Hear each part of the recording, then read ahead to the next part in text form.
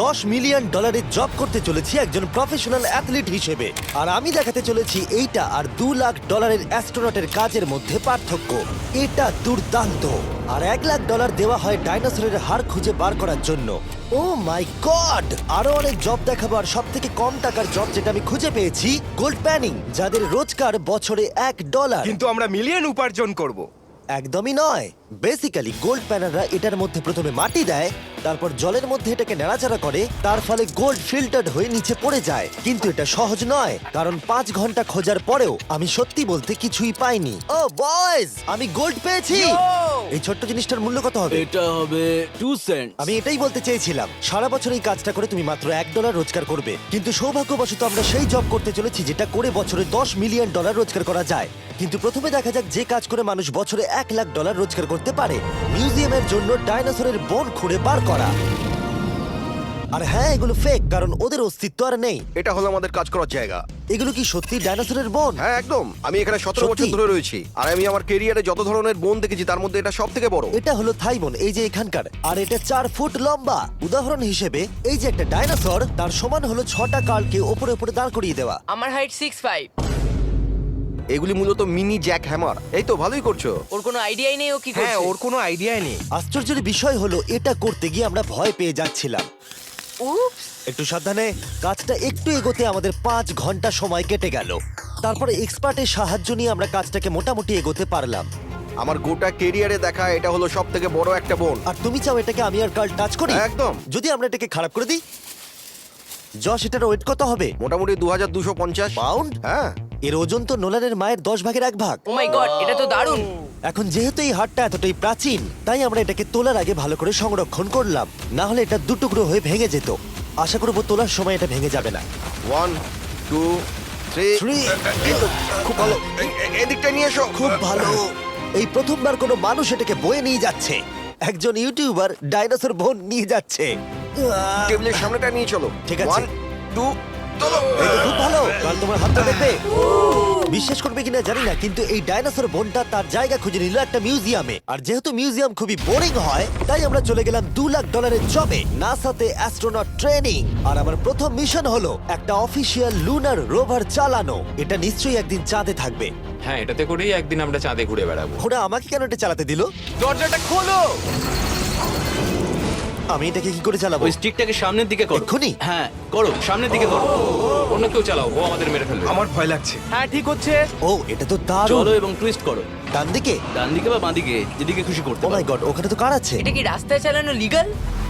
হ্যাঁ, এখানে রাস্তায় লিগ্যাল আছে। ও, এটা সত্যিই দুর্দান্ত। আমরা সাইড হয়ে যাচ্ছি কেন? আমি জানি না এটা কি করে সোজা চালাবো, আর আমার যেন মনে হচ্ছিল আমি ড্রিঙ্ক করে এটা চালাচ্ছি। কিন্তু তাও আমি এটাকে নাসার লুনার ট্রেনিং ইয়ার্ডে নিয়ে যাওয়ার চেষ্টা করছিলাম, যেখানে আসল টেস্ট ছিল। ও, অফরোডিং। ও গড। ও, এটা তো খুব লাফাচ্ছে। তোমরা চাও এই হিলটা দিয়ে চালিয়ে আমি নিচে নামি? এটার মধ্যে কি কোনো সিট বেল্ট নেই? এখানে একটা সিট বেল্ট আছে, কিন্তু আমরা ইউজ করি না। হ্যাঁ, এখানে সিট বেল্ট আছে, কিন্তু কেউ ইউজ করে না। এটা জেনে ভালো ও, লাগলো। এটা তো খুবই স্টিপ। ও ওরে বাপরে, আমরা কি সত্যি নিচে নামবো? আমার সিট বেল্ট চাই এক্ষুনি। ও মাই গড। দাঁড়াও, আমরা হিল থেকে সাইড হয়ে থামাও, নামছি। থামাও গাড়িটাকে। ঠিক আছে, তোমার হাতটা তুলে নাও যাতে ওরা দেখে আমি চালাচ্ছি। আরে, ও তো সত্যি তুলে নিল। ঠিক আছে, আমি আরে, উঠে যাচ্ছি, নিককে না, দিচ্ছি। না, না, না, দাঁড়িয়ে এখানে পড়ো। বসো। না। আমরা কি ফ্রেটারে সাইড হয়ে নামবো? ধরো আমাকে কাল। ধরো আমাকে। ল্যারান, আমি বলতে চাইছি তুমি চাঁদে কিন্তু সার্ভাইভ করতে পারবে না, না। আমি নিশ্চয়ই পারবো। এর পরের ট্রেনিং এ নাসা আমাকে দেখালো তাদের বিশাল স্পেস ফেসিলিটি। ওরে বাবারে, এটা হলো পৃথিবীর দ্বিতীয় বৃহত্তম পুল। সত্যি কথা বলতে মনে হচ্ছিল ওরা আমাদের কি ট্রেনিং দিচ্ছে, বিশেষ করে যখন আমাদেরকে স্পেস স্যুট দেখানো হলো। আমি যতদূর জানি তুমি একটা স্পেস স্যুট পরলেই তুমি অ্যাস্ট্রোনট হয়ে যাবে। কিন্তু এর মধ্যে একটা গন্ডগোল আছে। স্পেস ওয়াকে তোমাকে কি ডায়পার পড়তে হয়? তোমাকে 12 ঘন্টা স্যুটটা পরে থাকতে হবে। ওয়াও, এই নাও। এটা সত্যি একটা অ্যাডাল্ট ডায়পারের মতো। ওকে, আচ্ছা, একটু সাবধানে। হ্যাঁ। এটা হাতে তৈরি করা। এটা পরে কিন্তু অনেকবার স্পেসে ঘোরা হয়েছে। তার মানে আসল অ্যাস্ট্রোনটরা এটা মনে পড়েছে। রেখো, ওই অ্যাস্ট্রোনটটা কিন্তু এর মধ্যে টয়লেট তুমি করেছে। কি এর মধ্যে টয়লেট করেছো? আমি না, এই স্যুটটায় নয়। ঠিক আছে। ওকে, আমার পরের মিশন কখন শুরু হবে তুমি এখন থেকে 1 বছর পর কি করবে? ভেবে দেখতে হবে। ওকে ওকে। আমার ট্রেনিং এর ফাইনাল স্টেপে সবথেকে দুর্দান্ত জিনিসটা আমি করেছিলাম। ওরা আমাকে মুন টাচ করতে দিল। না না, এটাকে জোরে টানতে হবে। এটার ওয়েট 9000 পাউন্ড। এটার ওয়েট 9000 পাউন্ড। ভাই, দারুণ। পৃথিবীর মধ্যে এটা সব থেকে বড় চাঁদের পাথরের কালেকশন। আমার বিশ্বাসই হচ্ছে না এটা আমি করতে যাচ্ছি। তুমি এখন জানলে আমাদের ইউটিউব চ্যানেল আছে। হ্যাঁ। ও মাই গড, এগুলো সোজা মুন থেকে নিয়ে আসা হয়েছে। তুমি আমাকে এটা ছুঁতে দেবে, তার কত পার্সেন্ট চার্জ আছে? 0। গতকাল আমরা একটা ডাইনোসরের ফসিল খুঁজে বার করেছি, তাই আমি এই বিষয়ে এক্সপার্ট। আমি এটা টাচ করি। না। চেষ্টা তো করলাম। এই যে মেটেরিয়ালটা দেখতে পাচ্ছ, এটা হলো আসলে লুনার সয়েল। ও মাই গড তুমি এখন চাঁদকে ছুঁয়ে ফেললে। ও এটা তো দারুণ। তার মানে এই টিউবের ভেতরে চাঁদের মাটি আছে আর এটাকে নিয়ে আসার পর খোলাই আর হয়নি। তোমরা চেক করনি তাহলে এর ভেতর তো এলিয়েনও থাকতে পারে হ্যাঁ, চাঁদ থেকে আনা হয়েছে তাই থাকতেই পারে। দাঁড়াও। থেকে এটা আমরা চাঁদ শুনলে? থেকে। আর তারপরে আমরা এলিয়েনরা যে সত্যি আছে এটা জানার পরে আমরা গেলাম স্ট্র্যাটোস্ফিয়ারে আমাদের পরের জব করতে। সেখানে নোলান আর গার্ল একটা প্লেন চালাবে। আমি আগে কোনোদিনও প্লেন চালাইনি। আমরা জানি না আমরা কি করছি প্রথম দিনের ফ্লাইট ট্রেনিং এ তোমাদের স্বাগত। আমি মজা করছি না, ছেলেরা প্রথম প্লেন চালাতে চলেছে, তাও আবার মাত্র একবার এই ফ্লাইট সিমুলেটরে প্র্যাকটিস করার পরে। আচ্ছা, এটা হলো আমাদের থ্রটল। এটা পেছন দিকে টানলে এটা স্লো হবে, ঠিক এইভাবে। ও মাই গড। আর নোলান ক্র্যাশ করার পরে, ক্র্যাশ করার পরে এবং ক্র্যাশ করার পরে, তুমি প্লেনটাকে ক্র্যাশ করে দিলে তারপরে যদিও সে সাকসেসফুলি ল্যান্ড করিয়েছে আর সেই কারণেই সে আসল প্লেন চালাবার অনুমতি পেল। বাপরে, আমার খুব ভয় এই, লাগছে। তুমি এটা করতে পারবে না নোলেন, প্লিজ তুমি আরো ভালোভাবে প্র্যাকটিস করে এসো। ও মাই গড, আমি এখন একটা প্লেন চালাবো। ও মাই গড ওকে, তাহলে আমরা যাবো। তুমি তৈরি? হ্যাঁ, আমি একদম প্রস্তুত। Full throttle, approaching 60। কিছুটা কাঁপছে, কিন্তু তুমি এটাকে জাস্ট টেনে দাও। আমরা টেক অফ করছি। এই তো, খুব ভালো। ও মাই গড, তোমার প্রাণ এখন আমার হাতে। এ সত্যি এই পুরো জিনিসটাকে একা কন্ট্রোল করছে। হ্যাঁ, ও সবকিছু একাই করছে। আচ্ছা, টার্বুলেন্সের জন্য ক্র্যাশ হয় না তো? কি বলি? এটা দেখো, আমি এখন ডান দিকে যাব। চলো। ডান দিকে চলো। ও মাই গড, আমরা হেলে যাচ্ছি। আমার বিশ্বাসই হচ্ছে না এটাকে আমি কন্ট্রোল করছি। হাত ছেড়ে দিয়েছি। এরকম করো না, ও মাই গড। তুমি কি পাগল? আমি তোমাকে মেরে ফেলবো। ঠিক আছে, আমরা ওখানে যাব, তারপর ফিরে এসে ল্যান্ড করব। ও মাই গড, এবার কি হবে? এই একটাই জিনিস যেটা সব মানুষের কাছে বড় চ্যালেঞ্জ। ঠিক আছে, এবার আমি নামছি। আমার মেন্টাল হেলথ এখন একদম ঠিক নেই। এই জায়গাটায় আমি সব সময় সিমুলেটরে ক্র্যাশ হয়ে যাচ্ছিলাম। ও গড। আমরা এখন ওই রানওয়েতে ল্যান্ড করতে চলেছি। ও মাই দাঁড়াও, গড। দেখো আমরা মাটির কত কাছে, তাই না? ধরে রাখো, ধরে রাখো, নিচের দিকে করে সোজা ধরে রাখো। ও মাই গড। সাবধানে থ্রটলের উপর হাতটা রাখো। তোমাকে এটা পেছনে টানার জন্য অপেক্ষা করতে হবে। দীর্ঘ নিঃশ্বাস নাও। এবার আমরা নামছি। আমরা নেমে পড়েছি। করে ফেলেছো ভাই। আমি একটা প্লেন ল্যান্ড করালাম। ও মাই গড। ও বলছিল আমি পারবো না, কিন্তু আমরা এখনো বেঁচে আছি। তুমি আমাকে মেরে ফেলোনি। আমি সত্যি অবাক হয়েছিলাম যখন আমি শুনেছিলাম বছরে $1 মিলিয়ন রোজগার হয় হ্যান্ড মডেলিং এ। কিন্তু সেটা তখনই হবে যখন আপনি পৃথিবীর হাইস্ট পেড হ্যান্ড মডেল হবেন। এ একজন ডাক্তারের থেকে 5 গুণ বেশি রোজগার করে লোকেদের নিজের হাতের ছবি দেখিয়ে। আর এ অনেক কাজ করে। আপনারা যে সমস্ত ব্র্যান্ডের নাম শুনেছেন মোটামুটি সব ব্র্যান্ডের হয়েই কাজ করেছে। সে পারিশ্রমিক হিসেবে $1 মিলিয়ন করে নেয় পার হ্যান্ড। আমি আর অপেক্ষা করতে পারছি না কখনো এটা করবে। প্রথমে ও আমাদের হাত এক্সামিন করবে। আমার মনে হয় না আজকে আমার দিনটা খুব একটা ভালো কাটবে বলে। ওকে, আমি যেটা দেখতে পাচ্ছি তোমার নোকের উপর অনেক কাজ করতে হবে। ঠিক বলেছো। একদম। ওর হাতটা বাজে, বুঝলে? দেখো এর হাতে কার্লের থেকে কত বেশি লোম আছে। এর জন্য কি আমি বেশি টাকা পাবো? স্কিন টেক্সচারটা তোমার থেকে ওর অনেকটা ভালো। তুমি কি ঠিক করে দিতে পারবে? জানি না, যদি কিছু মিরাকেল হয় তাহলে হবে। আমি এখনো তোমার হাতটা দেখিনি জিমি। তোমার হাতটা তো গ্লো করছে। এটা তোমার দারুণ। হাতটা এত গ্লসি কেন? আমি জানি না আমার আঙুলের স্ট্রাকচারটা কি ঠিক আছে। হ্যাঁ, এগুলো তো বেশ ভালো, কিন্তু এখানে একটু সমস্যা আছে, স্কিন সমস্যা আছে, কিন্তু এগুলো ঠিক করা যাবে। আমাদের হাতের উপরে অনেক কাজ করতে হবে, তারপর আমরা শুটের জন্য তৈরি হয়ে যাব, যেটা আমার আর কার্লের জন্য খুবই ইজি ছিল, কিন্তু লেজারের জন্য অতটাও নয়। ও গড। ভাই এই লোমগুলো দিয়ে তুমি দারুণ জিনিস বানাতে পারবে।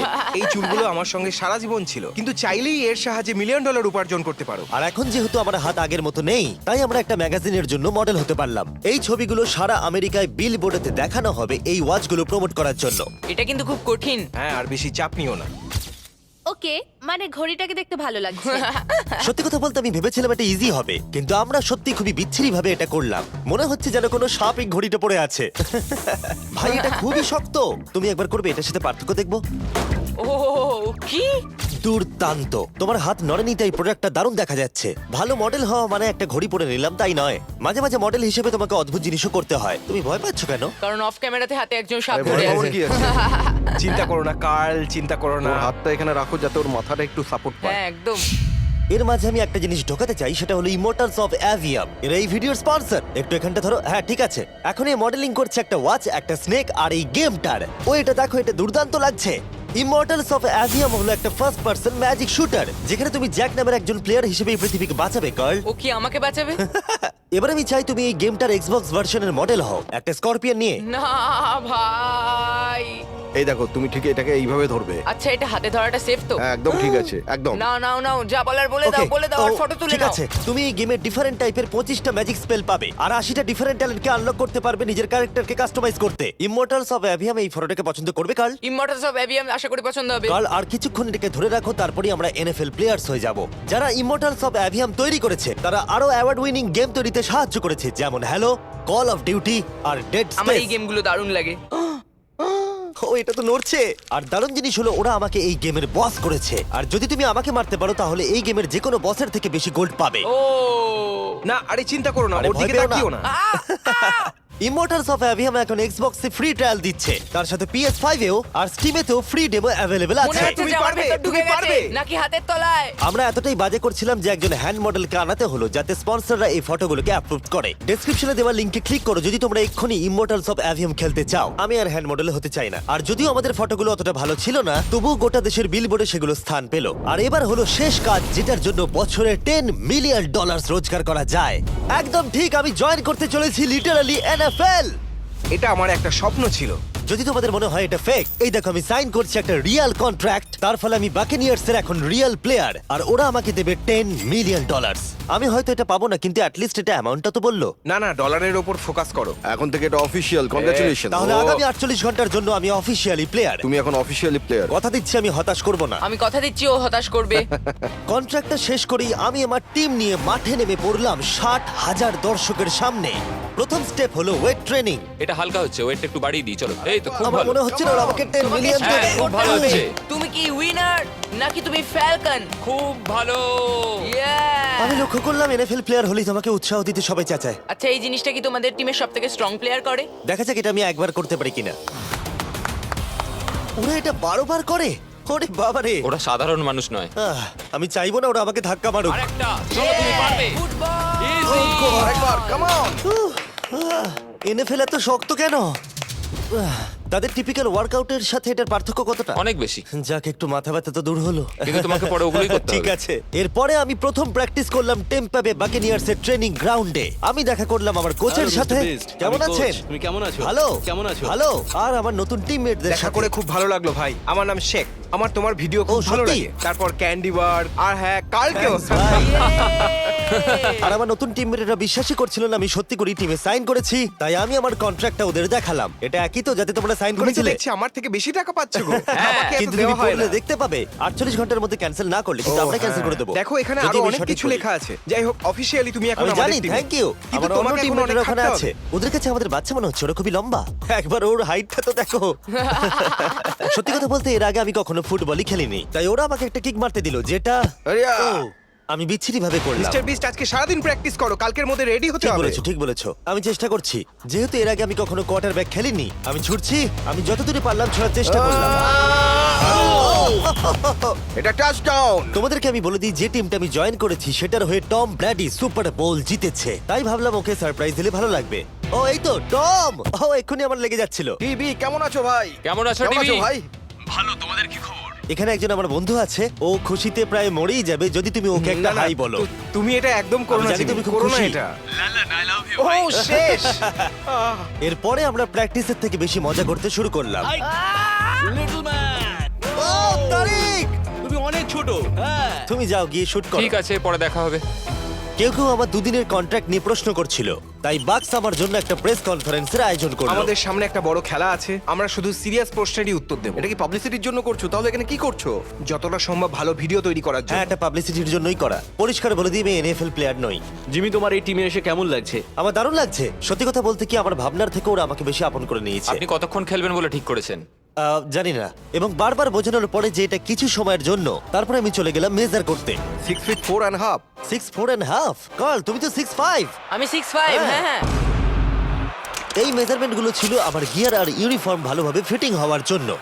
এটা কিন্তু দেখতে দারুণ লাগছে। চলো শুরু করি তাহলে। যখন আমি তৈরি হয়ে গেলাম, অফিসিয়াল গেম ডে চলে এলো। আমি জানি না ওরা আমাকে কেন এটা করতে দিচ্ছে, কিন্তু হ্যাঁ, থ্যাঙ্কস বাক্স। তোমরা কি আমাকে এই টিমে দেখে অবাক হচ্ছ? হ্যাঁ।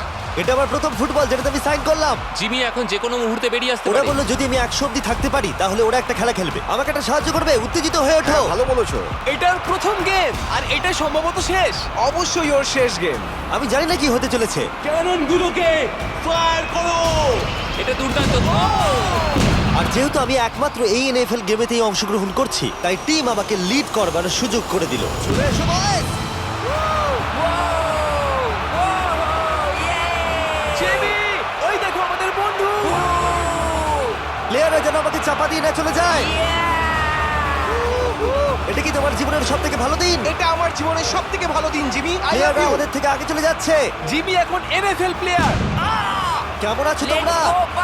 আমি তোমাদেরকে হতাশ করবো না, যদিও সম্ভবত আমি খেলবো না। Love you. দেখো কি বড় একটা প্লেন। আমেরিকা চলো ফুটবল খেলা যাক।